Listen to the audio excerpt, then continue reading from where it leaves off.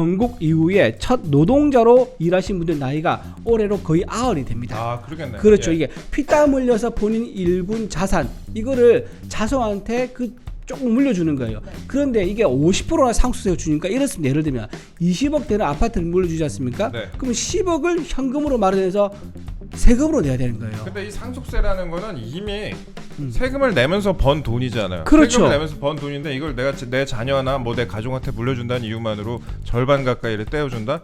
저희 취재차 대전 좀 다녀왔습니다. 그 집회에 많은 분들이 오셨더라고요. 젊은 분들도 상당히 많이 오셨는데 뭐 가족 단위로 온 분들도 많이 계시고 뭐 부산, 대구, 광주에 이어서 이번에도 참 많은 분들이 오셨습니다. 영상 짧게 좀 보시면요.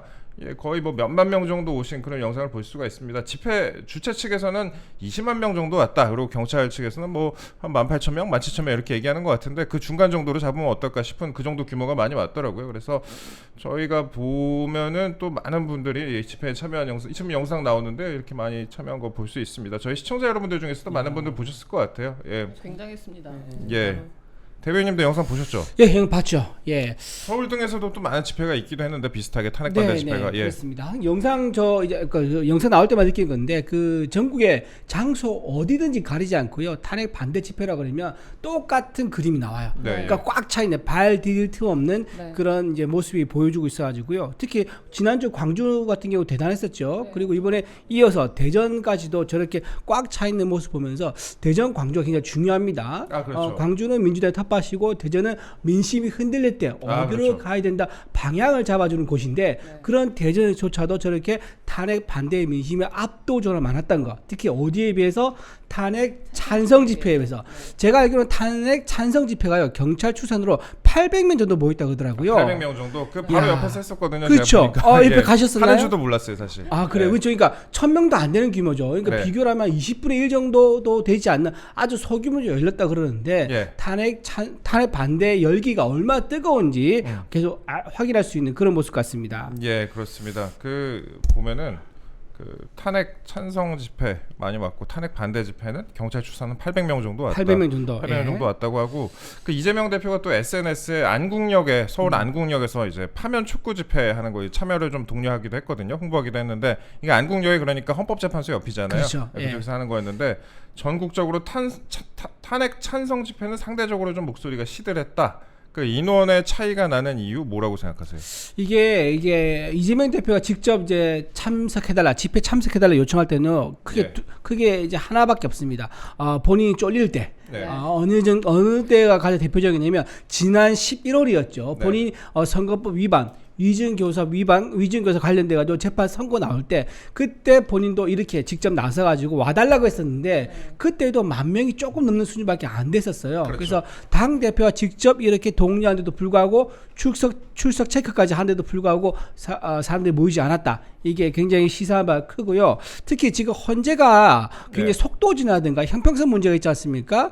뭐 윤석열 대통령 같은 경우는 발언 시간 초식에 저는 거 헌재에서 초식에 나온 게 처음이라고 합니다. 그렇죠. 그리고 발언 시간 3분 달라는 거 그 제한하고 반대편에 있는 정청래 의원한테 추가로 주고 이것도 굉장히 불공정하지요. 그 다음에 홍장원 차장 메모 같은 거 필적 감정하자 했는데 그 받아들여지지 않고 있고요. 곽종근 사령관은 여인업 방첩 사령관이 말 맞추자고 제안을 했었다. 네. 그때 그 말을 듣고 내가 처음에 거짓말한 게 후회된다라고 주변에 토로했는데도 불러서 재차 신문을 안 합니다. 이런 식으로 헌재가 불공정하게 운영하고 있으니까 국민들이 이렇게 집회에서 수가 줄지 않고 계속 오히려 더 늘어가는 모습을 보이고 있는 거고 심지어는요 대학생들까지 시국 선언을 할 정도입니다. 예. 대학생이 지금 어디서부터 시작되냐면요. 처음에 연대부터 시작했죠. 연대. 그다음에 예. 고려대, 서울대는 2번이나 탄핵 반대 집회를 했었습니다. 네. 그리고 민주당의 텃밭인 조선대와 전남대도 곧 하겠다고 시국선언 예정을 밝혔습니다. 그래요? 그렇죠. 예. 그리고 부산대뿐만 아니라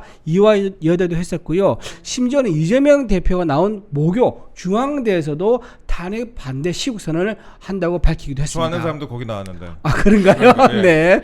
네. 옛날 그 기시감이 있죠. 옛날 그 조국 대표 같은 경우도 네. 서울대에서 가장 부끄러운 동문 1위가 누구였죠? 조국을 뽑았었어요. 예. 아마 중앙대에서도 머지않아 그런 움직임도 나타날지도 모르겠다 말씀을 드립니다. 라고 이제 중앙대를 졸업한 이준우 대변인이 말씀을 하고 있습니다. 아 연결시키지 마세요. 지금 굉장히 불쾌합니다. 지금은. 네, 학기에 대한 자부심이 있지만 예, 예. 이재명 대표의 연결되는 건 썩 좋지는 않습니다. 네, 그렇습니다. 이렇게 여러 가지 말씀을 하셨는데 다음에 3.1절, 다음 주 3.1절이잖아요, 주말에. 이때 그때 3.1절에는 종로구 이제 마로니에 공원에서 10,000명 규모의 탄핵 반대 대학생 총궐기 대회가 열린다고 합니다. 뭐 이렇게 규모가 좀 크게 열린다고 하니까 이 부분도 좀 지켜보시면 괜찮을 이 것 같고요. 마로니에 공원뿐만 아니라 3월 1일은 아마 서울 전역이 그렇죠, 탄핵 그렇죠. 반대 집회로 아마 들끓지 않을까. 그래서 기네스북에 오를 정도로 초거대 규모로 집회가 이루어질 것으로 예상하고 있습니다. 댓글 보니까 이재명 후배 이준우 대변인 덜덜 이렇게. 예. 그럼 얘기 말랬죠. 아니 뭐 그럴 수도 있는 거죠, 뭐. 예, 네. 연결 저는 아무 관계 없습니다. 네. 그리고 또 하나 언급해볼 메시지가 있는데요. 의대 증원 등 이런 개혁을 둘러싸고 의협과 의사들이 윤 대통령에 상당히 반발하기도 했지 않습니까? 네네. 네, 노환규 전 의협 회장이 입장을 바꿔서요. 탄핵에 반대한다 이렇게 나섰습니다. 이것도 시사하는 바가 굉장히 큰 것 같습니다. 굉장히 크죠. 네. 왜 노환규 씨는 이제 의협 회장으로서 의전 갈등이 있을 때 앞에 전면에 나서가지고 강성파였잖아요. 굉장히 강성파였었어요. 지금 협상이 거의 안 되는 불협상 절대 물러서지 않는 그런 입장으로 해서 굉장히 논란이 좀 많았던 인물인데 이분이 이랬습니다. 처음에 탄핵을 찬성했는데 지금은 탄핵 반대하기로 입장을 바꿨다라고 본인이 SNS에 올렸습니다. 왜 올렸냐면요. 이렇게 생각합니다. 자유민주주의 체제의 몰락을 막기 위해서. 그러니까 이제 윤석열 대통령이 지금 탄핵에 민주당의 정치 공작에 의해서 힘없이 맥없이 물러나게 되면은 자유민주주의 체제 우리나라 지금 70년 이상 이어온 이 시장과 자유민주주의 이것들이 모두 무너진다라고 굉장히 우려를 나타내면서 자기는 단 한 명에 불과하겠지만 이렇게 입장 바꾸는 사람이 한 명씩 더 늘어날 수도 있다라고 하면서 굉장히 의미 있는 그런 메시지를 냈습니다. 사실 그 의사 단체는 전통적으로 보수 세력의 우군이었죠. 그렇겠죠. 네, 우군이었죠. 네, 그렇죠. 그런데 이제 예, 그 노환규 전 의협 회장이 상당히 그 의정 갈등 국면에서 뭐 의대 증원 등 개혁을 둘러싼 그 국면에서 상당히 강성파였는데 대통령은 그래도 지지를 하면서 탄핵을 반대한다 이렇게 나섰습니다. 며칠 전에도 이재명 저격하는 이제 글을 올렸었죠. 아하. 그때 이재명 대표는 음주운전 4번 했는데 네. 대선 주자로 나서고 있는데 김태론 씨 같은 경우는 한 번 하고 이제 그런 상황이 되니까 이게 말이 되느냐라고 하면서 이재명 대표를 저격하기도 했었습니다. 네, 그렇습니다. 그 윤 대통령을 비판은 하면서도 윤석열의 몰락은 자유민주주의 체제의 몰락을 부채질하는 의미를 갖기에 체제 수호를 위한 것이다라고 했습니다. 이 부분 앞으로도 좀 상당히 파장이 있을 것 같습니다. 저희가 한번 일단 노환규 전 의협 회장의 발언 좀 다뤄봤습니다. 그리고 저희가 이제 여당 대변인이시니까 대변인님이죠. 대변인님이 이제 여당 대변인이시니까 여당 대변인이 나오셨으니까 하는 얘기인데 최근 이제 이재명 대표가 중도와 보수를 좀 언급하고 나서지 않았습니까? 네, 그에 대해서 좀 적극적으로 대응할 필요는 있을 것 같아 보여요. 왜냐하면 그러니까 이재명 대표가 민주당이 본시 중도 정당이다라고 이제 얘기를 하고 그다음에 국민의힘이 극우 클릭으로 민주당의 책임과 역할이 커진 것뿐이다라고 말했는데 이게 보도는 상당히 많이 되고 있단 말입니다. 그 사실과는 다른 부분이 많이 있겠지만 그래서 이재명 대표의 최근 행보나 주장에 대해서 좀 어떻게 보세요? 이재명 대표가 이제 저는 이렇게 정리를 하고 싶어요. 이제 대국민 사격을 다시 시도하고 있다. 대국민 사기극. 예, 그렇죠. 이제 우리나라가 세계 유일의 분단 국가입니다. 세계 유일의 분단 국가에서 진보와 보수를 가르는 기준은 안보 정책이죠. 안보관이죠. 그렇죠. 안보관과 대북 정책인데 지금 이제 지난 문재인 정권 때 어땠었습니까? 탈북하신 주민들을 정당한 사법 절차를 거치지 않고 바로 북송시켰습니다. 네. 북송시켜가지고 인권을 무시했다라는 지적도 있었었죠. 또 우리나라 서해 공무원이 서해에서 공무원이 북한군에서 피격되고 심지어는 사체까지 훼손되는 그런 일이 있었습니다. 그런데 이거를 대북몰이로 몰고 왔어요. 그러니까 북한 주민은 인권을 무시하고 우리 한국 주민에 대해서 인권을 보호하지 않고 오히려 대북몰이로 몰고 가서 그러니까 북한 주민과 우리나라 주민에 대해서 이렇게 차별적으로 하는 게 이해가 되지 않습니다. 북한 인권은 무시하고 우리나라 주민에 대해서는 보호해주지 않는 이런 정책을 민주당에서 펼쳐왔었어요. 그런데 생각해보세요. 우리나라 6.25 전쟁이 어떻게 일어났죠? 북한이 스탈린한테 3번 찾아가서 허락을 요구해서 소련제 탱크 30T-34를 몰고 내려왔습니다. 그걸 누가 구해줬습니까? 유엔군이 구해줬죠. 미군이 와서 구해줬단 말이에요. 그런데 미군에 대해서 뭐라고 하느냐? 점령군이라고 합니다. 주한 그렇죠. 미군에 대해서 점령군이라고 하고요. 그때 통일이 다 될 뻔한 거를 누구 때문에 우리가 막혔습니까? 중국이 보낸 인해 전술에 의해서 중공군에 맡겼었어요. 그런 그렇게 해서 지금 분단 상황이 됐는데 중국에 대해서는 뭐라고 하죠? 셰시아라고 합니다. 이런 식으로 우리가 앞뒤가 바뀌어서 그 종북을 하거나 친중하는 행보에 대해서 우리가 그걸 과연 인정할 수 있겠느냐? 그럼 지금까지 우리나라가 발전한 거 산업화되고 인권이 성장하고 했던 이런 부분들을 모두 다 부정하는 그런 얘기가 되는 건데 굉장히 앞뒤가 말이 맞지가 않다라고 말씀을 드리고 예. 지금 또 이제 민노총에서 지금 북한 지령문 얘기가 지금 나온 게 있습니다. 예. 그 북한 지령문 잠깐 말씀드리면은 이런 내용 그대로 지금 읽어드릴게요. 대통령 일가와 측근들을 집요하게 공세를 해라. 그렇게 해서 대통령 탄핵의 불씨를 피워라 라고 북한 지령문이 나왔습니다. 이건 민노 쪽 간부가 받은 북한 지령문입니다. 이 지령문 내용을 좀 저는요 굉장히 의미 있다 봐요. 왜냐하면 탄핵의 불씨를 피워라고 했잖아요. 예. 그 탄핵의 불씨가 뭘까? 아하. 소름 돋는 얘기입니다. 바로 29번의 탄핵과 23번의 특검과 예산 삭감. 예. 자, 이런 식으로 북한군의 지령을 받아서 혹시나 민주당에서 그 탄핵을 추진했던 게 아니니까 이런 기시감이 들 정도로 많은 국민들이 이재명 대표의 정체성을 의심하고 있는데 어떻게 갑자기 중도라는 숟가락을 올릴 수 있는 건지 국민들 너무너무 의아할 수밖에 없는 상황입니다. 근데 이게 대변인이시니까 당 차원에서 이에 대해서 많이 대응을 좀 해야 될 것 같습니다. 그럼요. 예. 메시지가 좀 덜 나가고 있는 것 같아요. 그래 저도 예. 지금 이제 안 쓰시고 뭐 하는 겁니까? 예. 공감을 하고 있는데 우리 예. 10명의 대변인이 정말 한 땀 한 땀 이제 준비를 하고 있는데 좀 더 구체적으로 이재명 대표의 허점이라든가 이제 주장의 이제 허점들 이런 것들을 좀 잘 대응하도록 할 거고요. 집권 여당이기 때문에 우리가 할 수 있는 건 뭐냐면 정책입니다. 정책인 그 상속세라든가 등등 이제 기업 보호라든가 또 경제 활성에 위한 그런 정책들인데 그런 정책도 좀 더 내면서 이재명 대표가 지금 가짜 보수 호소인 하고 있는 걸 적극적으로 대응하도록 그렇게 하도록 하겠습니다. 최근에 근데 이재명 대표가 상속세 관련해서도 어젠다를 던졌단 말이에요. 그 네네. 부자들 상속세를 왜 깎아주자는 거냐 라면서 이제 국힘을 공격을 하고 나섰는데 정부 여당을 공격하고 나섰는데 평소에 이게 뉴스를 잘 안 보는 사람들에게는 이게 또 그럴듯한 얘기로 들릴 수도 있어요. 이거 어떻게 생각하세요? 이게 굉장히 예. 하여튼 그 프레임 짜는 거는 정말 참 아주 악마적인 재능을 타고났다 이렇게 좀 보고 있어요. 네. 왜냐하면은 이 상속세라는 거는 얼핏 들으면 뭔가 부자들한테 부당하게 특혜를 주는 거 아니냐 이런 생각이 들거든요. 그렇지 않습니다. OECD 국가가 38개 국가인데요. 상속세가 없는 나라가 상당히 많습니다. 그렇습니까? 그리고 실제 상속세는요. 실제 상속세 우리나라가 지금 50%인데 이게 전 OECD 국가 중에서 두 번째로 높아요. 상속세가 많긴 해요. 그렇죠, 많죠. 그래서 이 문제를 정확하게 지적한 게 어제 그 원희룡 전 장관이 본인 페이스북에 올린 내용이에요. 네. 여기서 뭐라고 올린 잠깐 소개시켜드리면 예. 건국 이후에 첫 노동자로 일하신 분들 나이가 올해로 거의 90이 됩니다. 그러겠네요. 그렇죠. 예. 이게 피땀 흘려서 본인 일군 자산 이거를 자손한테 조금 물려주는 거예요. 네. 그런데 이게 50%나 상속세를 주니까 이렇습니다. 예를 들면 20억 되는 아파트를 물려주지 않습니까? 네. 그럼 10억을 현금으로 마련해서 세금으로 내야 되는 거예요. 근데 이 상속세라는 거는 이미 세금을 내면서 번 돈이잖아요. 그렇죠. 세금을 내면서 번 돈인데 이걸 내가 내 자녀나 뭐 내 가족한테 물려준다는 이유만으로 절반 가까이를 떼어준다?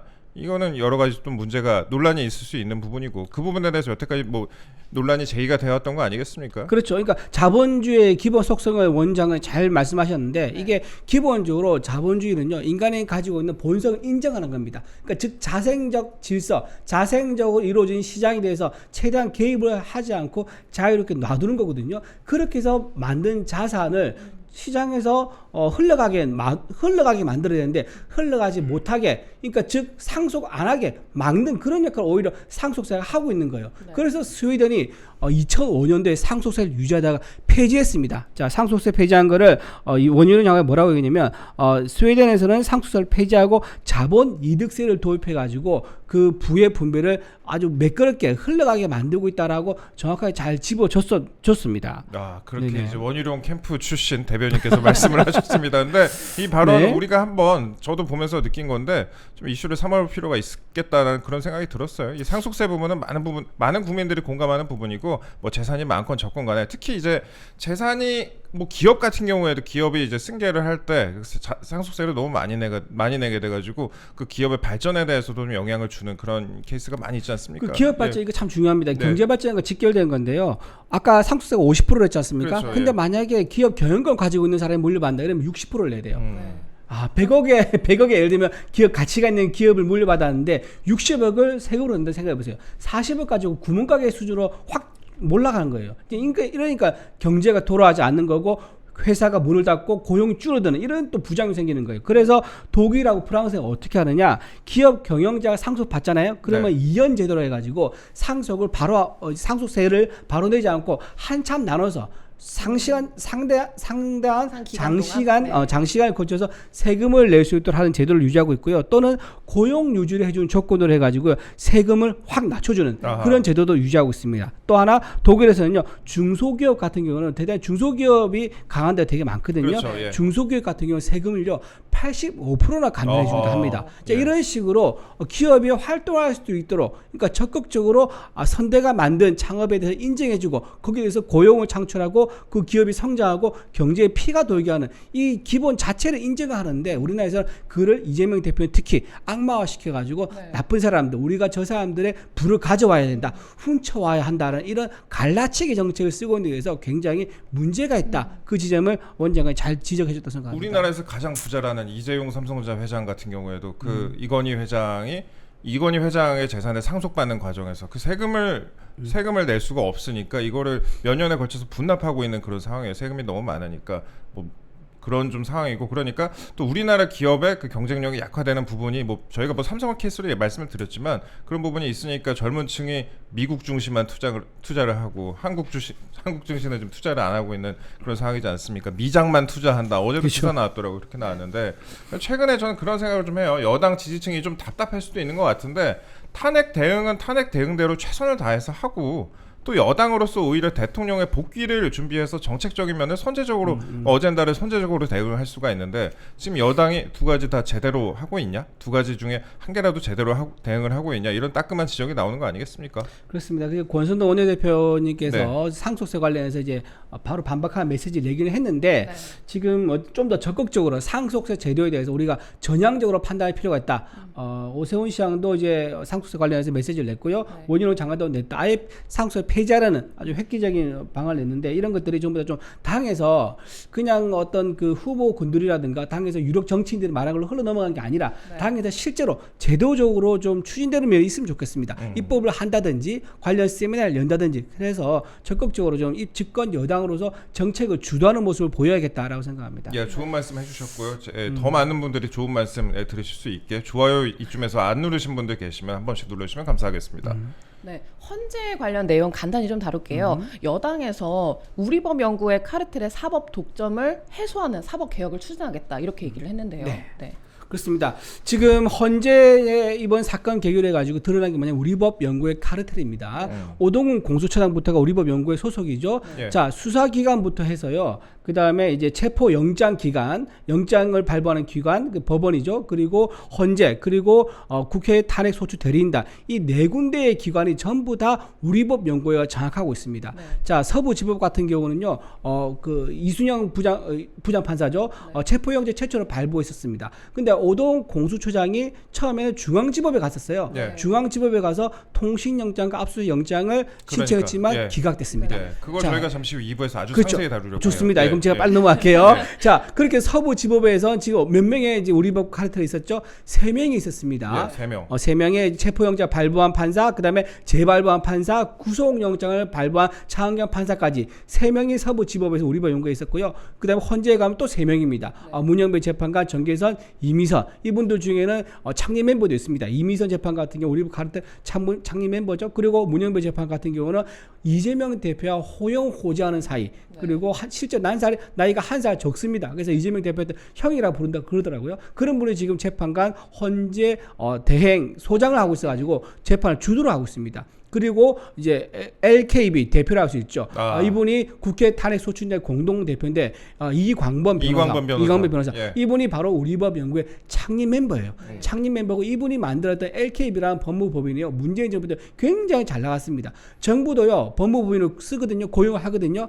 정부에 있는 중앙부처가 LKB에다 일감 몰아준 거예요. 여기 진짜 잘 나갔어요. 그냥 정말 여기 잘 아시죠? 제가 잘합니다. 제가 그렇죠. 나중에 한번 자세히 한번 얘기 자세히 한번 하고 나눌 싶네요. 다 있을 겁니다. 근데 LKB 밀가가 몰아줬는데 예. 이때 얼마나 LKB 성장하냐면 처음에 4명으로 출발한 게 70명까지 늘어요. 네. 이 정도로 크게 키워졌던 LKB 친문 법무법인인데 여기까지 해서 우리법 연구입니다. 이런 식으로 전부 다 수사부터 해서 영장, 그다음에 헌재, 그다음에 탄핵 소추까지 우리법 연구회가 없는 곳이 없다. 이번에 그리고 탄핵도 29번이나 하지 않았습니까? 그렇죠. 근데 탄핵을 29번 했는데 그 탄핵 심판과 관련해서 변호사를 죄다 이제 민변이나 그렇죠. 우리법 연구회 이런 데 그렇죠. 몰아줬다는 거 아니겠습니까? 그렇죠. 예. 그래서 이제 우리법 연구회 카르텔을 예. 빗대어서 사법부에 있는 하나회를 다룰 바 뭐가 있느냐 그런 지적이 나오는 겁니다. 하나회가 왜 문제가 됩니까?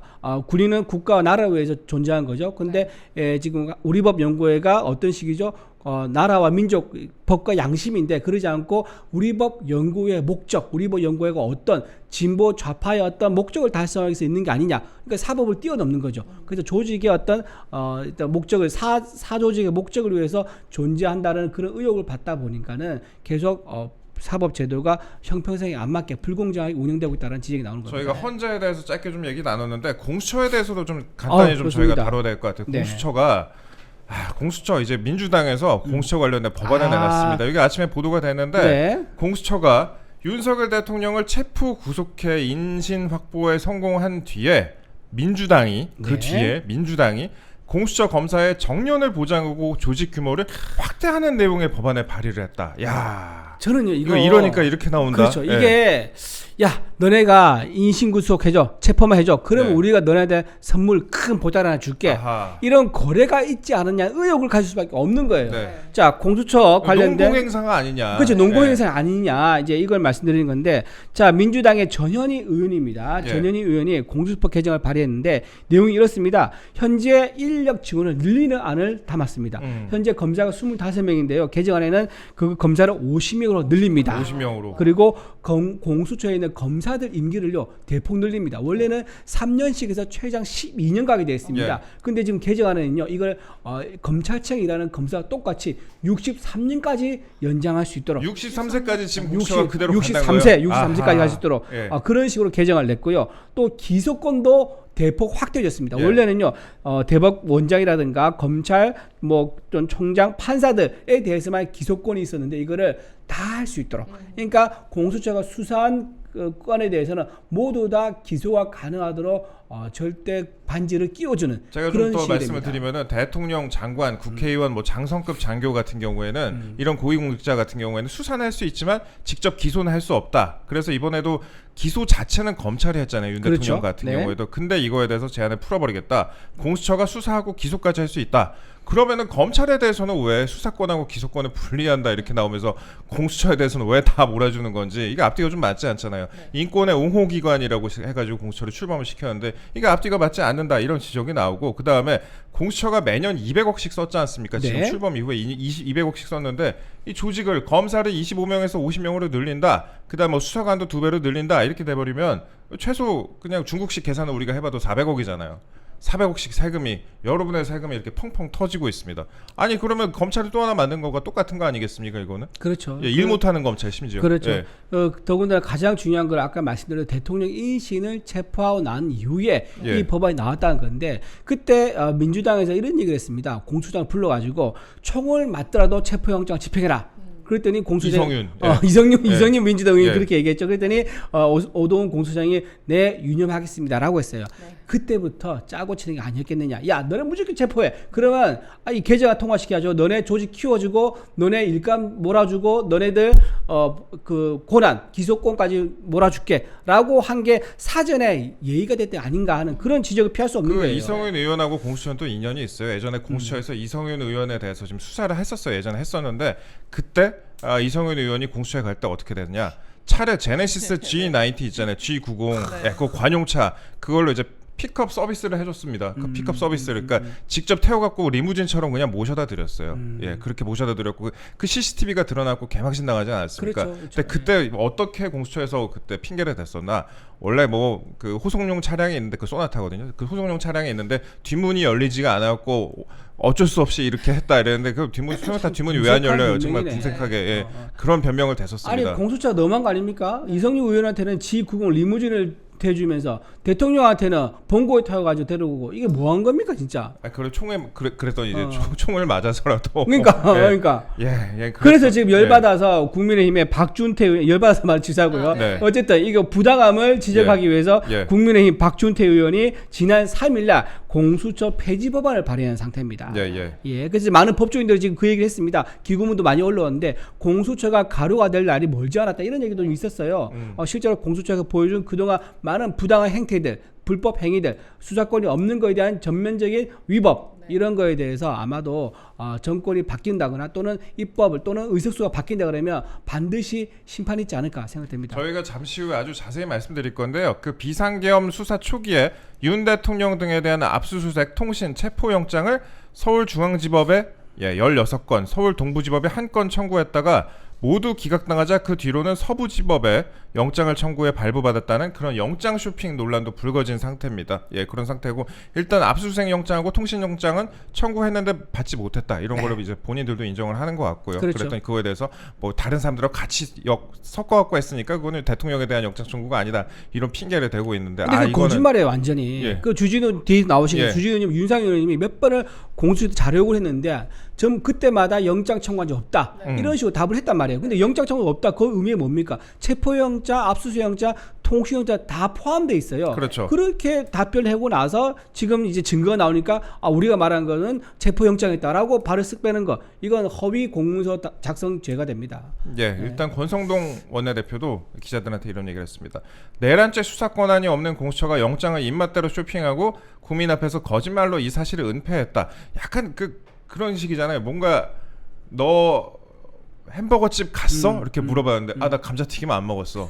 약간 이런 식이야. 약간 빅맥 먹어놓고 징거버거 먹어놓고 나 감자튀김 안 먹었어. 이런 식으로만 지금 핑계를 대고 있는 것 같은데 이와 관련해서는 저희가 2부에서 아주 상세히 한번 이야기 나눠보도록 하겠습니다.